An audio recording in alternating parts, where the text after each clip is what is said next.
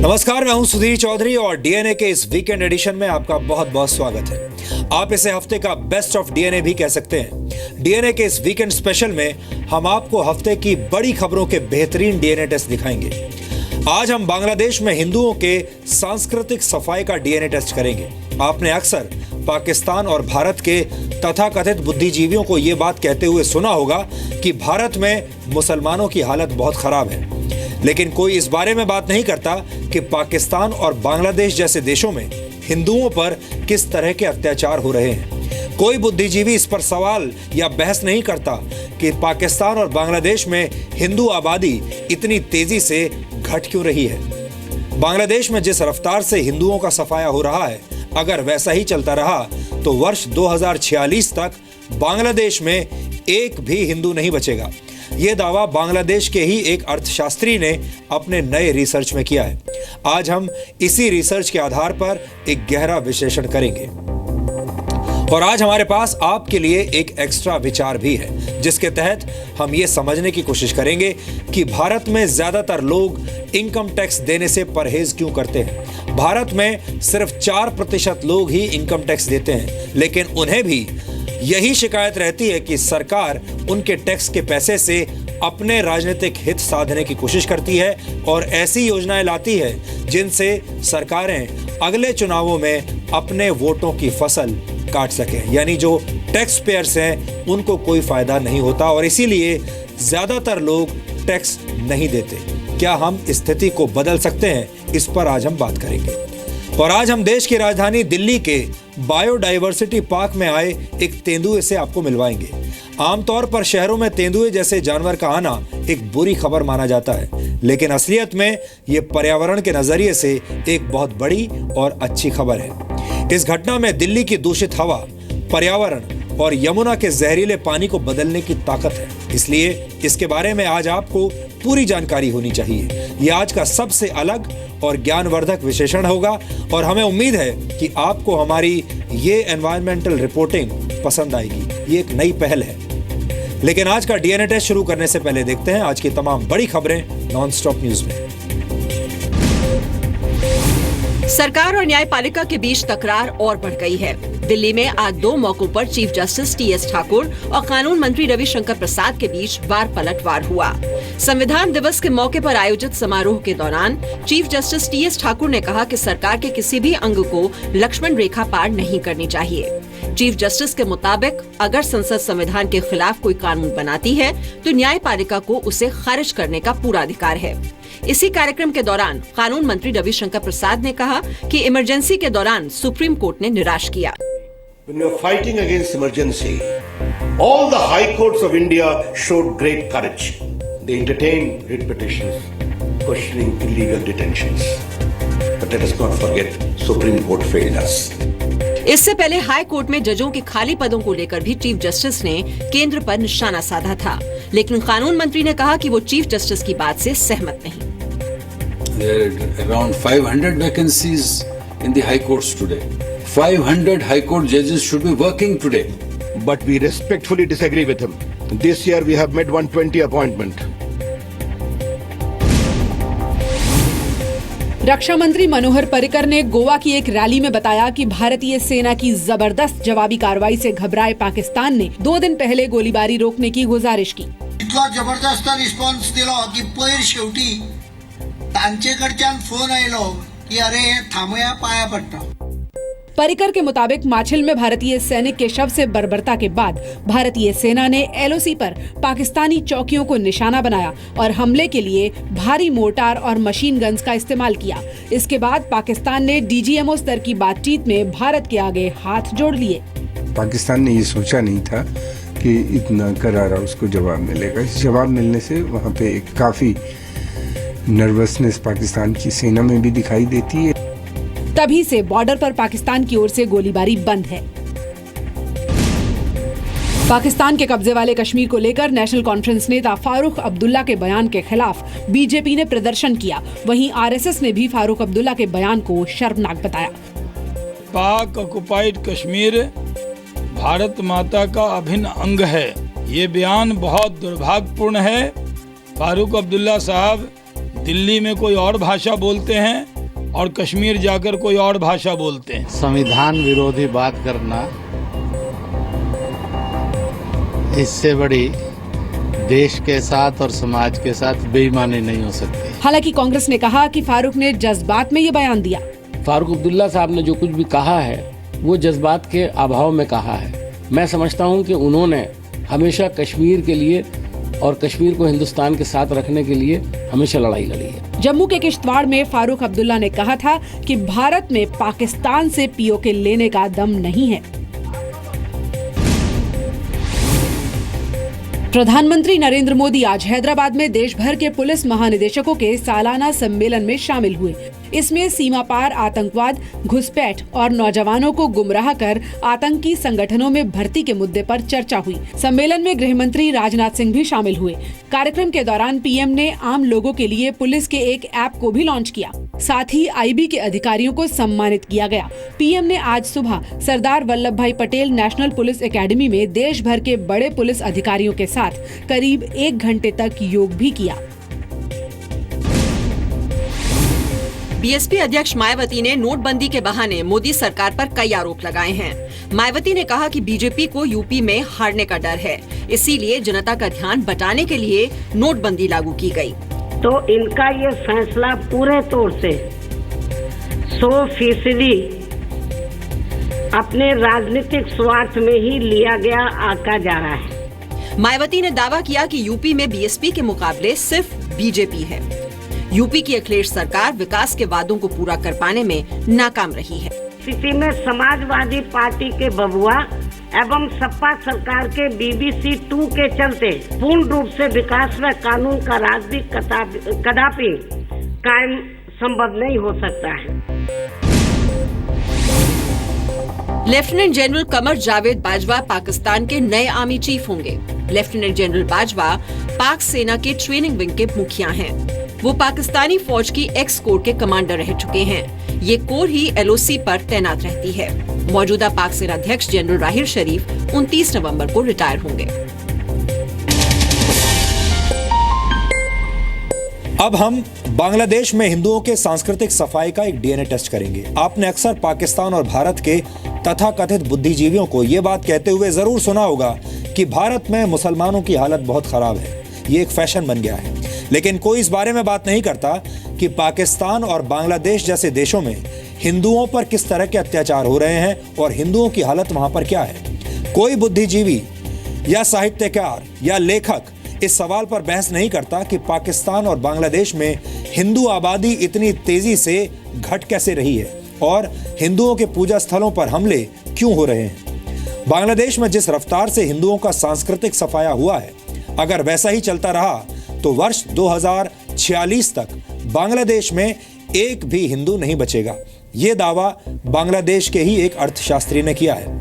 बांग्लादेश के मशहूर अर्थशास्त्री डॉक्टर अबुल बरकत ने 30 वर्षों तक एक रिसर्च किया और इस रिसर्च के नतीजे आपको आज चौंका देंगे।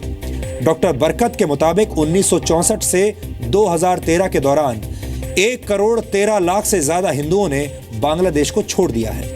बांग्लादेश से हिंदुओं के पलायन की प्रमुख वजह धर्म के आधार पर उत्पीड़न और भेदभाव है। एक आंकड़े के मुताबिक बांग्लादेश से हर रोज 632 हिंदू पलायन कर रहे हैं। इस हिसाब से हर साल 2,30,612 हिंदू बांग्लादेश छोड़ देते हैं। बांग्लादेश ब्यूरो ऑफ स्टैटिस्टिक्स के एक नए आंकड़े के मुताबिक इस वक्त बांग्लादेश की हिंदू आबादी 1,70,00,000 है। ये बांग्लादेश की कुल आबादी का 10.7% है।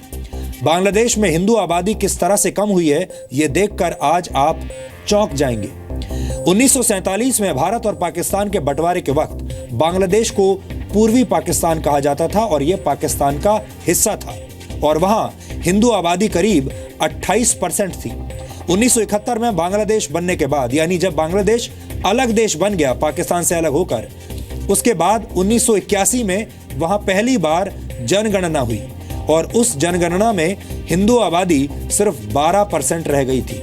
इसके बाद बांग्लादेश में वर्ष 2011 में जो जनगणना हुई उसके मुताबिक बांग्लादेश की हिंदू आबादी 9% से भी कम है। यानी जनगणना के मुताबिक बांग्लादेश में 9% हिंदू हैं, जबकि बांग्लादेश ब्यूरो ऑफ स्टैटिस्टिक्स के मुताबिक इस समय हिंदू आबादी 10.7% है। इस मुद्दे को समझने के लिए हम आपको इससे जुड़ा हुआ एक बैकग्राउंड भी आज बता देते हैं। 1947 के बाद से बांग्लादेश के भौगोलिक इलाके में इस्लामीकरण के नाम पर करीब 30 लाख हिंदुओं की हत्याएं की गई। 1971 में बांग्लादेश में आजादी की लड़ाई के दौरान हुए नरसंहार में पाकिस्तानी सेना और कट्टरपंथियों ने चुन चुन कर हिंदू अल्पसंख्यक समुदाय को निशाना बनाया था। 1971 के दौरान पाकिस्तानी सेना और कट्टरपंथियों ने इस तरह का नरसंहार और अत्याचार किया जो दक्षिण एशिया में शायद ही कभी देखा गया हो। उस दौरान हिंदू पुरुषों की हत्याएं हुई, हिंदू महिलाओं के साथ बलात्कार हुए और हिंदू और बौद्ध उपासना स्थलों पर तोड़फोड़ की गई, उन्हें तोड़ दिया गया। इसकी वजह से बांग्लादेश से बड़ी संख्या में लोग भारत में शरण लेने लगे और इनमें 60% आबादी अल्पसंख्यक हिंदू समुदाय की थी। हालत यह हो गई थी कि बांग्लादेश बनने के बाद जब वर्ष 1981 में बांग्लादेश की पहली जनगणना हुई तो उसमें करीब 5 करोड़ हिंदू आबादी गायब थी। बांग्लादेश बनने के बाद भी हिंदू अल्पसंख्यकों पर अत्याचार का सिलसिला बंद नहीं हुआ है, बल्कि पिछले कुछ दशकों में यह सिलसिला काफी तेज हो गया है। इसी साल 30 अक्टूबर को बांग्लादेश में 15 हिंदू मंदिरों में तोड़फोड़ की गई थी और हिंदुओं के 100 से ज्यादा घरों को लूट लिया गया था। 31 अक्टूबर को डीएनए में हम ही ने आपको ये खबर दिखाई थी और आपको बताया था कि कैसे बांग्लादेश बहुत तेजी से पाकिस्तान जैसे कट्टर देश के रूप में तब्दील हो रहा है और पाकिस्तान की ही तरह बांग्लादेश में भी हिंदू होने को इस्लाम के खिलाफ माना जाता है। 30 अक्टूबर को हिंदू मंदिरों और घरों पर हुए हमलों के बाद बांग्लादेश के कई जिलों में हिंदुओं पर लगातार ऐसे ही हमले जारी हैं। यह बहुत बड़ा मुद्दा है, लेकिन इस पर कभी भी अंतर्राष्ट्रीय समुदाय का ध्यान नहीं जाता। इसलिए जी न्यूज आज पूरी दुनिया की बंद आंखें खोलना चाहता है।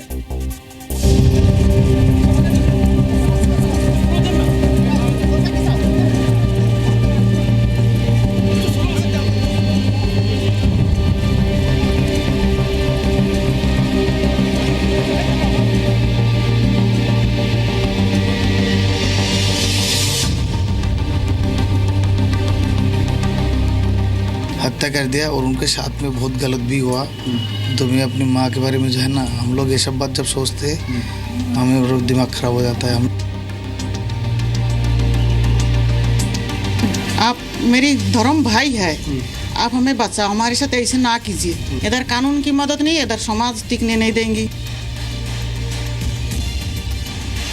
हम बहुत जमीन वाले आदमी थे, लेकिन वहाँ उन लोगों ने सारे के सारे 5-7 दिन से ही वहाँ पे जोताई करना शुरू कर दिया। उन्होंने अपना कब्जा कर लिया। बांग्लादेश से वीजा पर भारत आए नेताई बाला और उनकी पत्नी अर्चना बाला बांग्लादेश में हिंदू आबादी पर हो रहे अत्याचारों के साक्षात गवाह हैं। हिंदू और की পূজারি সবার কি মামারি আছে, যাতে আমার শ্বশুর শাশুড়ি ওনাদের আর কি সব মানে গলা সেনতে সেনতে মামারি ফেলেছে। अर्चना बाला और नेताई बाला के मुताबिक जिस वक्त भारत में दिवाली का त्योहार मनाया जा रहा था, उस वक्त बांग्लादेश में हिंदुओं पर कहर ढाया जा रहा था। हिंदुओं के मंदिरों में बम फोड़े जा रहे थे। मंदिर पूजार मंदिर मैं बता रहा हूँ, एक्चुअली जो काली पूजा होता है, दिवाली मीन्स हमारे बंगाल में काली पूजा बोलते हैं। काली पूजा में यहाँ पे हम लोग दिवाली के पटाखा फोड़ रहे थे और वहाँ पे हिंदुओं के मंदिरों में बम फोड़ रहे थे। अर्चना और नेताई के 2 बेटे हैं, बहुए हैं, लेकिन बहुए डर के मारे ससुराल नहीं आते। बड़े बेटे ने बांग्लादेश की सिविल सर्विस का एग्जाम पास कर लिया है, लेकिन हिंदू होने की वजह से उसे नौकरी नहीं मिल रही। করে আমার বৌমাদের আমাদের বাড়ি আনি না, মুসলমানরা চারপাশে, তারা বাপের বাড়িতে থাকে। তারপর অনেক সমস্যা, আর আমার মা বাবারে মেরে ফেলেছে। সেখান থেকে আমাদের অন্তরে একদম ভয় জড়ায় গেছে। মুসলমান इनके जो बेटे का शादी हुआ, उनके बच्चे के जो मिसेज है वो थोड़ा हिंदू क्षेत्रों में है, उनका ससुराल। तो इन अपने घर पे नहीं लाते दोनों बहू को कि जो रात को आके ज़बरदस्ती उनके साथ भी कोई ऐसे दुर्घटना ना घट जाए। तो जो है बेटे रहते इधर, उनके बहू वहीं पे रहते, वो हफ्ते 10 दिन में जाके बहू से मिल के आते। डर लगते क्योंकि हमारे मम्मी पापा को भी ऐसे मार दिया गया। तो यहाँ पे जो दर्शन मतलब मार जिनके साथ बलात्कार होता है उनको मार भी दिया जाता है। इसी वजह से जो है ये डरते हैं उनके अपने घर पे अपनी बहू को लाने के लिए। 2 बेटे हैं, 2 बेटे के दोनों बहू को अपने मम्मी पापा के पास छोड़ रखते हैं। अर्चना के भाई गौरव 1996 में 13 वर्ष के थे और कोलकाता में पढ़ाई कर रहे थे। पिता बांग्लादेश में डॉक्टर थे तो मां टीचर थी, लेकिन दोनों को कट्टरपंथियों ने मार डाला और जमीन और जायदाद पर कब्जा भी कर लिया। मेरी जमीन जायदाद के ऊपर उन लोगों ने मरीज देखने के बहाना में बुला के ले जाके अंगूठा लगा के उनका ज़मीन वगैरह लिख के पिताजी का हत्या कर दिया। और फिर माताजी को इसीलिए बुला के लेके गए थे क्योंकि माताजी ने देखा था कौन लोग बुला के लेके गए मरीज देखने के लिए। तो फिर उनको बुलाया, जो डॉक्टर साहब आपको बुला रहे, दूसरा वाला बैग लेके साथ में जाने के लिए बोला है। तो जैसे गए जाके देखा उनको मार दिया, उनको ज़बरदस्ती उनको भी हत्या कर दिया। और उनके साथ में बहुत गलत भी हुआ। तो मैं अपनी माँ के बारे में जो है ना, हम लोग ये सब बात जब सोचते हैं हमें दिमाग खराब हो जाता है, हम लोग जो है ना सोच भी नहीं पाते। गौरव की बहन सुधा बिस्वास कुछ दिनों पहले ही बांग्लादेश होकर आई हैं, लेकिन वहाँ के हिंदुओं के हालात क्या हैं, आप खुद सुधा से सुनिए। जो है ना, हिंदी कोई भी फेस्टिवल नहीं मना सकते हिंदुओं को। पूजा पाठ, फिर जैसे कि बाहर भी घूमो तो उन्हीं के तरीके से घूमो तो ठीक है, पता ना चले कि ये हिंदू महिला है, नहीं तो फिर दिक्कत आ जाएगा। और अकेले तो घूम ही नहीं सकते। जैसे हम इंडिया में जैसे घूमते हैं स्वाधीन एक, और वहाँ तो बस घर बैठी बैठी रहो। महिला लोग निकालते ही नहीं है, हिंदू लोग तो निकाल ही नहीं पाते। और निकालने से की बात है बोले तो? निकालने से वही मुसीबत आएगा। फिर कोई खिसके, हमें भी छोटा में शादी कर दिया हमारे माँ बापों ने, ताकि कोई ऐसे काम ना करे।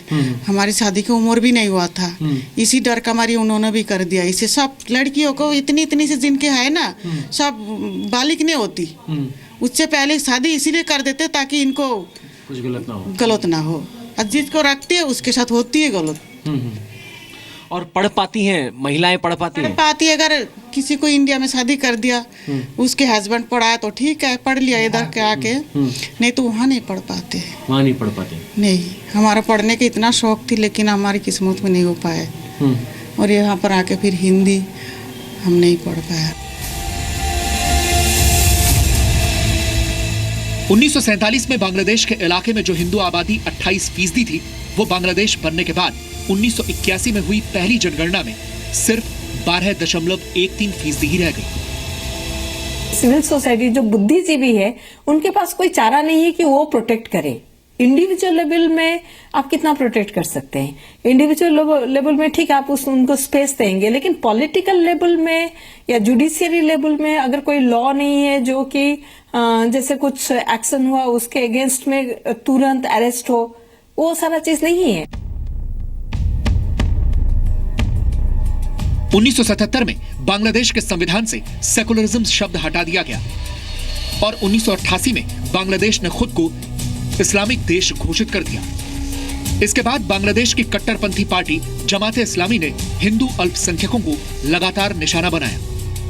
कश्मीर में घाटी में कश्मीरी पंडितों के साथ भी हुआ है, तो हिंदुओं को अब जब वो हिंदू अपना अस्तित्व के लिए सोचने लगता है तो कहते हैं कि ये सांप्रदायिक है। 2014 के लोकसभा चुनाव में बांग्लादेश में हिंदुओं पर अत्याचार एक बड़ा मुद्दा बना था। सरकार ने हिंदुओं की रक्षा के वादे भी किए, लेकिन इन पर भी अमल होता नहीं दिख रहा। ने हर कदम पर, हर अवसर पर बांग्लादेश की मदद की है। इन सारी चीज़ों को देखते हुए बांग्लादेश की सरकार पर भारत सरकार दबाव बनाए कि अगर बांग्लादेश सरकार गंभीर निर्णय नहीं ले रही है, गंभीर कदम नहीं उठा रही, तो संयुक्त राष्ट्र संघ के माध्यम से, विश्व की दूसरी बड़ी ताकतों के माध्यम से भी बांग्लादेश पर दबाव बनाए। इसी का नतीजा है कि अब बांग्लादेश के ही एक अर्थशास्त्री ने भविष्यवाणी कर दी है कि वर्ष 2046 तक बांग्लादेश में हिंदुओं का नामो निशान तक नहीं बचेगा। की तारीख के अंदर ये जो सब कुछ जो हो रहा है, ये मुझे लगता है कि इस देश के अंदर हम फिर से दोबारा से चर्चा करें, बैठें कि आखिर ऐसी क्या बात है। पड़ोसी मुल्क हमसे, जितने भी हमारे दोस्त थे वो भी दुश्मन बनते चले जा रहे हैं। बांग्लादेश में हिंदुओं पर हो रहे अत्याचारों की गूंज अब पूरी दुनिया में हो रही है। अमेरिका में डेमोक्रेटिक पार्टी की सांसद तुलसी गबार्ड भी बांग्लादेश के हिंदुओं को बचाए जाने की अपील कर चुकी हैं। While we here in the United States may sometimes take our freedoms for granted, Hindus and other religious minorities in Bangladesh are living in perpetual terror. Forced conversions to Islam, rapes and abductions, extortions and land grabbing and forced expulsion, desecration and destruction of places of worship are just a few of the types of violence that are currently being unleashed. The population of Hindus in Bangladesh has dwindled from 18% in 1971 to a meager 9.7% today. We must stand together with the people of Bangladesh. Please sign this petition as we call on the Bangladesh government to take urgent action against the horrific oppression and terror that plagues religious minorities in Bangladesh every day. हमारे यहाँ नेताओं, बुद्धिजीवियों और लेखकों का एक बड़ा वर्ग कहता है कि भारत में अल्पसंख्यक सुरक्षित नहीं है। लेकिन क्या इन बुद्धिजीवियों ने पाकिस्तान या बांग्लादेश में हिंदुओं पर हो रहे अत्याचार के बारे में कुछ कहा है? वो लड़ाई कर रही हैं उसके विरुद्ध। बांग्लादेश के तमाम बुद्धिजीवी इसके विरुद्ध सचेत हैं और ये बरकत साहब का रिसर्च भी ये बताता है, शोध भी बताता है कि किस तरह की उनकी सोच हिंदुओं के प्रति सहानुभूति और समर्थन की है। तो बांग्लादेश में एक भी हिंदू के ना रहने की भविष्यवाणी की जा रही है। भारत में अक्सर अल्पसंख्यकों की बात होती है, लेकिन अंतर्राष्ट्रीय स्तर पर बांग्लादेश के अल्पसंख्यकों की बात करने वालों की घोर कमी है। आखिर दुनिया को हिंदुओं का दर्द क्यों नहीं दिखाई पड़ता? सवाल ये भी है कि बांग्लादेश के हिंदुओं को कौन बचाएगा? मुंबई से अंकुर त्यागी और दिल्ली से ब्रह्मप्रकाश दुबे के साथ पवन नारा, जी मीडिया, दिल्ली। बांग्लादेश में हिंदू अल्पसंख्यकों की क्या हालत है, इस पर हम आपको विस्तार से आज जानकारी देंगे और बांग्लादेश की हालत के बारे में भी आज आपको बताएंगे। बांग्लादेश के संविधान के मुताबिक देश में हर धर्म के मानने वालों के अधिकार सुनिश्चित करने को कहा गया है, लेकिन 1977 के बाद से बांग्लादेश कट्टरपंथियों के दबाव में पाकिस्तान की घटिया दर्जे की फोटोकॉपी बनने की कोशिश करने लगा। वर्ष 1988 में बांग्लादेश ने खुद को इस्लामिक देश घोषित कर दिया, जहां इस्लाम को राज्य के धर्म के रूप में मान्यता मिली। बांग्लादेश में खालिदा जिया की बांग्लादेश नेशनलिस्ट पार्टी और जमात इस्लामी जैसी पार्टियों ने कट्टरपंथियों को बढ़ावा दिया। बांग्लादेश में इस तालिबानीकरण का सबसे आसान शिकार हिंदू अल्पसंख्यक बने, जिन्हें भयानक तौर पर प्रताड़ित किया गया। बांग्लादेश में वेस्टेड प्रॉपर्टी एक्ट के तहत हिंदू अल्पसंख्यकों की संपत्तियों को हड़प लिया गया, जिससे वो देश छोड़ने पर मजबूर हो गए। वेस्टेड प्रॉपर्टी एक्ट के तहत किसी भी नागरिक को देश का दुश्मन घोषित करके उसकी संपत्ति पर कब्जा किया जा सकता है। इस कानून के खिलाफ करीब 26 लाख एकड़ जमीन के लिए 10 लाख केसेस पेंडिंग हैं, जिनकी संपत्ति लौटाने का सरकार ने वादा किया था, लेकिन अब तक 1 इंच जमीन भी लौटाई नहीं गई। बांग्लादेश की सरकार ने एक नए कानून के जरिए हिंदुओं की संपत्ति लौटाने की कोशिश जरूर की है, लेकिन सच ये है कि हिंदुओं की ज्यादातर जमीनों पर बांग्लादेश नेशनलिस्ट पार्टी और आवामी लीग के नेताओं का ही कब्जा है। इसलिए बांग्लादेश के 60 लाख हिंदू आज भी अपनी जमीन और संपत्ति वापस पाने के लिए लड़ाई लड़ रहे हैं। वर्ष 2009 में शेख हसीना के प्रधानमंत्री बनने के बाद अल्पसंख्यकों को सुरक्षा का भरोसा मिला था, क्योंकि शेख हसीना की पार्टी आवामी लीग को उदारवादी माना जाता है। लेकिन शेख हसीना की सरकार हिंदुओं के पलायन और उनका धार्मिक उत्पीड़न रोक नहीं पाई। हमें लगता है कि धर्म के आधार पर राजनीति करने वाले नेताओं को अपनी गर्दन बांग्लादेश जैसे देशों की तरफ भी घुमानी चाहिए, जहां हिंदू आबादी का सुनियोजित तरीके से सफाया हो रहा है और कोई भी इस विषय में कुछ नहीं कह रहा है, कोई कुछ बोलता नहीं।